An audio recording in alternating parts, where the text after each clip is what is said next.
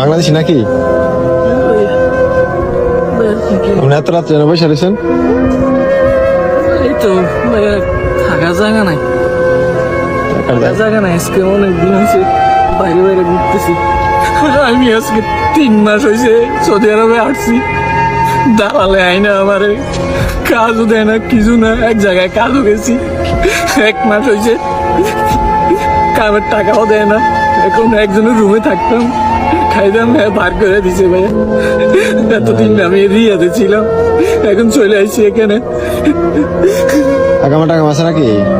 আকামা দেয় নাই, দালালে বলছে 3 মাস পরে আকামা দিব। 3 মাস পার হয়ে গেছে, এখনো আকামা দিছে না। তো খাওয়া দাওয়া করছেন রাত্রে? এই দেখে আমার কাছে 5টা টাকা ছিল, তুই সকালে কি খাবো? দেখে কবুজ ভাইয়া, একটা কবুজ খাইছি আর এই কটা কবুজ রাখি রাখছি, শক্ত হয়ে গেছে ভাইয়া গরুর মধ্যে। তো আপনার কাইন্দেন না, কাইন্দেন।